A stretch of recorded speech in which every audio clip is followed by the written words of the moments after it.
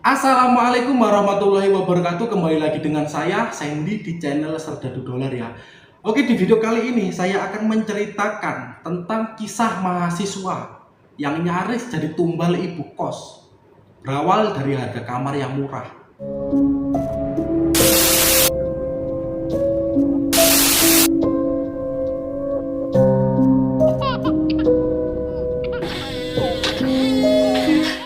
Semua berjalan normal hingga suatu kali ibu kos yang selama ini tidak ada di tempat tersebut datang.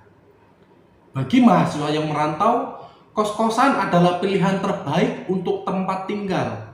Namun mendapatkan kos-kosan yang sangat nyaman bukanlah perkara mudah. Meski akhirnya mendapatkan kos murah dengan fasilitas lengkap, tak menjamin kamu akan terhindar dari kesialan. Sebelum kita mulai pembahasannya lebih lanjut, alangkah baiknya kalian untuk mengklik tombol like dan juga subscribe yang ada di bawah ini ya, agar kalian tidak ketinggalan dengan video-video menarik selanjutnya dari saya. Yuk, sekarang kita mulai pembahasannya. Cekicot.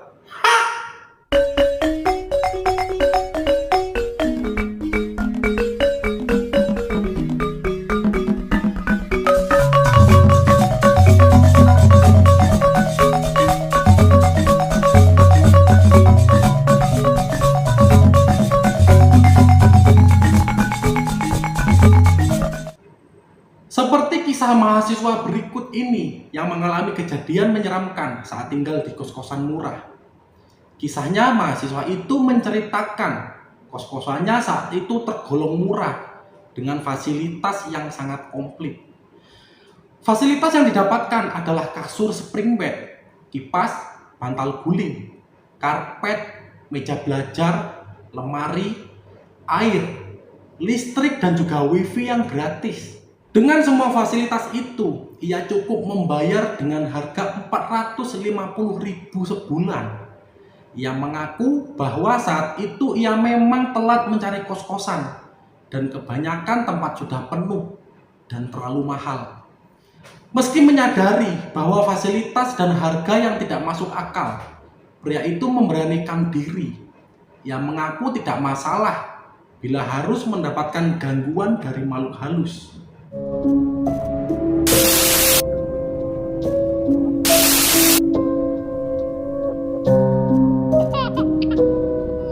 Menurutnya, rumah tempat ia mengekos tampak seperti bangunan tua atau jadul. Tak hanya itu, beberapa ruangan juga tampak usang dan juga lapuk. Namun ia mengaku tidak masalah, sebab sebagian lainnya terlihat rapi dan bersih. Di bagian dapur terdapat peralatan masak yang dapat dipakai penghuni kos. Dengan rumah yang memiliki 8 kamar, 7 kamar terpakai oleh anak kos, dan terdapat 1 kamar kosong yang digembok dan berantai. Kamar itulah yang menyita perhatian mahasiswa tersebut. Menurut dia, bila mengintip ke dalam kamar kosong tersebut lewat jendela, tidak ada hal yang aneh terlihat. Sama seperti kamar kosong yang tak terpakai lainnya. Seperti dugaannya, kejadian-kejadian aneh sering terjadi di tempat tersebut.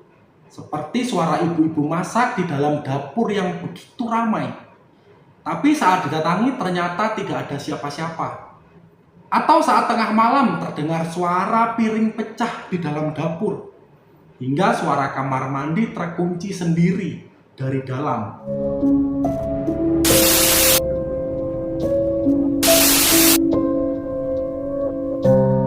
Meski kerap mengalami kejadian aneh, namun pria tersebut tidak terlalu mempermasalahkan hal itu. Begitu pula penghuni lainnya.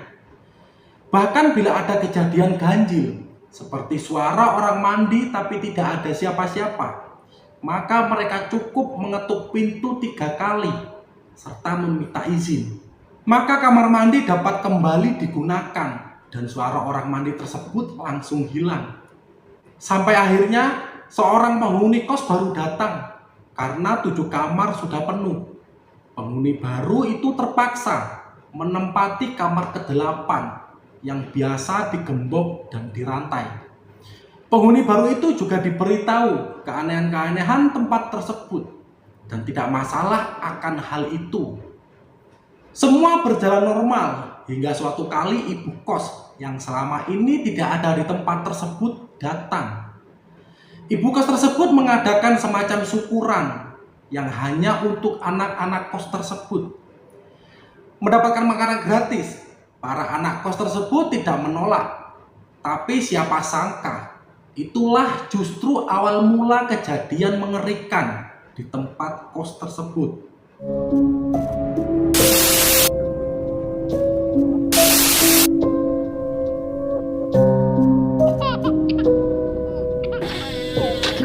Setelah acara syukuran selesai, malam harinya mahasiswa tersebut mengalami mimpi aneh. Dalam mimpi itu, ia seperti mengulang hari tersebut. Akan tetapi pada malam harinya, pria itu mengaku didatangi sosok menyeramkan. Dia didatangi sosok tinggi besar yang masuk ke dalam kamar pria itu sambil mencari-cari sesuatu. Pria tersebut ketakutan setengah mati dan mengaku tidak tahu apa-apa. Sosok tinggi besar itu marah-marah karena tidak menemukan apa yang ia cari. Untungnya setelah membaca doa, pria itu terbangun dari tidurnya. Ia lantas keluar kamar dan menuju ruang tengah kosan. Betapa kagetnya ia melihat makanan yang ia santap bersama penghuni lain tampak busuk, basi, dan menghitam. Saat penghuni kamar lainnya keluar, mereka semua juga tampak pucat dan ternyata mengalami mimpi yang sama.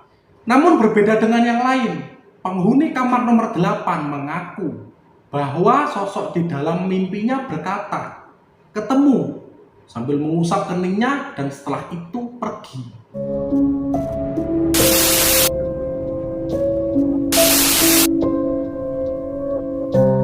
Tak hanya itu, di punggung penghuni kamar nomor 8 tampak bekas cakar yang tidak berdarah. Kemudian pada malam harinya, tiba-tiba saja penghuni kamar nomor 8 dan kamar nomor 7 mengaku demam dan kesakitan. Kedua pria itu seperti kesurupan sampai warga lainnya datang. Kedua orang itu kemudian dibawa pulang ke rumah mereka. Sementara penghuni kamar lainnya disarankan oleh warga untuk segera pindah jika ingin tetap hidup. Diduga sosok menyeramkan yang datang di mimpi mereka adalah Gundruwo yang mencari tumbal yang dijanjikan oleh si pemilik kos. Menurut mahasiswa tersebut, setelah pindah dari tempat itu, penghuni kamar nomor 8 kemudian meninggal dunia. Bahkan penghuni kamar nomor 7 juga ikut menyusul setelah sebelumnya sakit-sakitan.